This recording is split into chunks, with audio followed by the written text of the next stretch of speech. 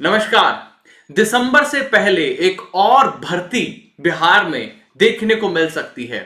Seventh phase के बाद बिहार में एट्थ फेज कभी भी जारी किया जा सकता है। आप सभी जानते हैं कि उच्चतम माध्यमिक विद्यालयों में और माध्यमिक विद्यालयों में बहुत सारे पद ऐसे रहेंगे जो कि खाली रह जाएंगे और जो खाली पद हैं उनको भरने की कोशिश और कवायद अब स्टार्ट होगी। आप सभी जानते हैं दोस्तों कि इस बार जो ये पेपर हुए उसमें बीएड वालों के लिए खासकर कुछ भी नहीं रहा था, लेकिन इस बार बीएड के जितने भी छात्र हैं उनके लिए ही ये खुशखबरी सबसे बड़ी होगी। पीआरटी वाले छात्रों के लिए भी कुछ तुनुक मुनुक वैकेंसीज अगर सेवंथ फेज में बाकी रह जाती हैं तो वो कराई जाएंगी। सेवंथ फेज के बाद एट्थ फेज इतना जल्दी क्यों हो रहा है, क्वेश्चन आ सकता है छात्रों के दिमाग में। सीधी बात, 2024 में चुनाव है। चुनाव से पहले पहले सरकार चाहती है कि छात्रों का एस्टेट करा के उनके लिए एट्थ फेज भी जल्दी से लाया जाए और उनका भी पेपर करा के उनको भी रिजल्ट थमा के सबको सिलेक्शन दिया जाए। ये 3 लाख वैकेंसीज थी। एक बार में अगर 3 लाख वैकेंसीज को भरते तो शायद उतना नाम नहीं होता सरकार का, उतने समय में नहीं होता, लेकिन 2 बार में ये वैकेंसीज भरी जा रही हैं। अब ये दूसरा चरण जो है ये 3 लाख वैकेंसीज का वो स्टार्ट होता है। पहली चरण लगभग खत्म हो चुका है, अब दूसरा चरण शुरू होने जा रहा है और इसकी कवायद और इसकी शुरुआत हो भी चुकी है। इवन एट स्कूल्स के लेवल पर भी इसकी शुरुआत हो चुकी है। आप मेरे साइड में एक बहुत ही बेहतरीन सा नोटिफिकेशन देख रहे होंगे। ये जो नोटिफिकेशन है ये बताता है कि जितने भी स्कूल्स हैं आप हमें उन सभी छात्रों की माफ कीजिएगा अध्यापकों की संख्या बताइए जो अभी भी रिक्त पद हैं आपके यहां पर।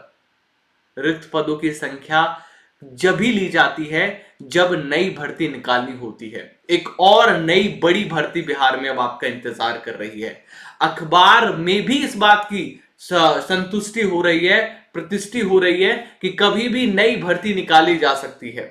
हर एक अखबार इस बात को बोल रहा है। और याद कीजिए जब सेवंथ फेज आया था उससे पहले भी बहुत सारे छात्र कहते थे कि रोजाना अखबारों में आता है, ये सारी जो खबरें हैं ये सिर्फ खबर है, कुछ नहीं होगा। मैं फिर से कह देना चाहता हूं, आगाह कर देना चाहता हूं, बिहार एस्टेट को जल्दी कराने के पीछे जो सबसे बड़ी मंशा है सरकार की, जल्दी जल्दी फिनिश कराने के पीछे जो सबसे बड़ी मंशा है सरकार की, वो इस भर्ती को पूरा करना है दोस्तों। एट्थ फेज वाली भर्ती को पूरा करना है। दिसंबर 2023 जनवरी 24 तक का लक्ष्य सरकार लेकर चली है कि हम तब तक 3 लाख छात्रों को रोजगार देकर 10 लाख की जो वादा किया है, उसके बाद पुलिस की भर्ती होनी है, उसके बाद आगे जो भर्तियां होनी है वो सारी भर्तियां होंगी। लेकिन ये चाहते हैं कि जो 10 लाख भर्तियों का जो वादा किया था वो भर्तियों का वादा हम लोग पूरा करें सरकार के तौर पर, और चुनावी फायदा उसका उठाया जाए। हर सरकार उठाती है, उसमें कोई बुराई भी नहीं है। अगर रोजगार देखकर चुनावी फायदा उठाया जाए तो मैं तो कहूंगा हर सरकार को ऐसे रोजगार देना चाहिए। लेकिन इसमें जो गड़बड़ी जो उन्होंने की वो ये गड़बड़ी की कि एस्टेट में मौका देना चाहिए था, समय देना चाहिए था, इतना जल्दी एस्टेट नहीं कराना चाहिए था।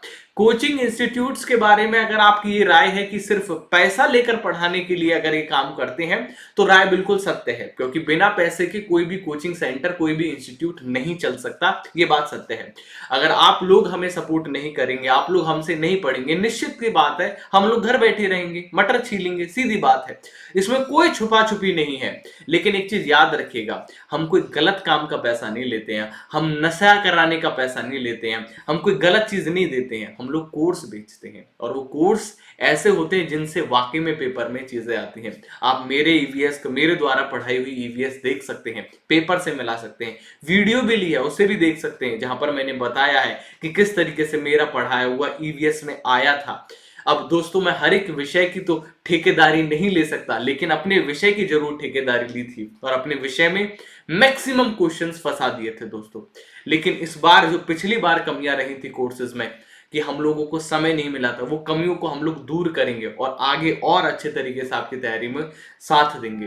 आप लोगों का साथ चाहिए होगा, निश्चित तौर पर हम लोग ये भी स्वीकार करते हैं कि कुछ कमियां रहीं और वो स्वीकार करने के बाद वो कमियों को हम लोग दूर भी करने का काम करेंगे। एक चीज और बता दूं दोस्तों, एक बार और जरा नजर घुमा के देखिएगा कि कितने ऐसे कोचिंग इंस्टीट्यूट है जिनकी ईवीएस तक फंसी थी।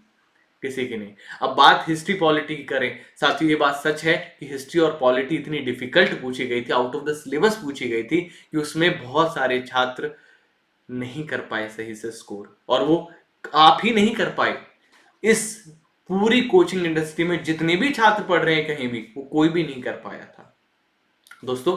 तो ये बात सत्य निकल कर आती है कि करीब 1,34,000 न्यू टीजीटी और पीजीटी की वैकेंसीज आने वाली हैं, और अगर इसमें जो ये पीआरटी की वैकेंसीज हो रही हैं, अगर उच्च कैंडिडेट नहीं मिले, ठीक है, अगर लिमिटेड ही कैंडिडेट मिले, तो दोस्तों कट ऑफ को नीचे नहीं किया जाएगा। I mean to say that, कौन सी वाली कट ऑफ, जो क्वालिफाइंग वाली कट ऑफ है, वो वाली कट ऑफ नहीं, वो तो अलग ही है, वो तो डिपेंड होगी किस पे, स्कोर पे। तो क्वालिफाइंग कट ऑफ को कम नहीं किया जाएगा। पूरा अगर किसी को कम किया जाएगा तो दोस्तों वो है आपकी जो कट ऑफ, जो जीएस वाला सेक्शन है उसकी, क्योंकि वो छात्र की वजह से कम आएगी कट ऑफ, है ना। 55% अगर आपने कभी स्कोर किया है पिछली बार, तो मैं गारंटी दे रहा हूं आप लोगों का सिलेक्शन होके रहेगा उस वाले से। और जो वैकेंसी रह जाएंगे उनको 8th फेज में भरने का काम किया जाएगा। 3 लाख भर्तियां पूरी होंगी दोस्तों आप लोगों की, और 1,34,000 नई वैकेंसीज आने वाली है टीजीटी पीजीटी की। पहले भी लोगों ने भरोसा नहीं किया था जब मैं हर बार बोलता था, इस बार भी भरोसा नहीं करोगे तो नुकसान तुम्हारा ही है। अभी किसी कोर्स को खरीदने की कोई जरूरत नहीं है, कहीं भागा दौड़ी करने की कोई जरूरत नहीं है। अभी सिर्फ काम करो, तो अपनी एनसीईआरटी किताबें उठा लो, एनसीईआरटी से पढ़ो। देखो सिलेबस में आए ना आए ये कल की बात है, समझ रहे हो आप लोग। हम लोग तैयारी ना करके जाएं ये हमारी अकल की बात है, हम लोग तो कम से कम तैयारी करके जाएं, समझ रहे मेरी बात। तो तैयारी कम से कम आज से शुरुआत कर दो, नई वैकेंसीज आने वाली हैं सभी लोगों के लिए। Thank you guys.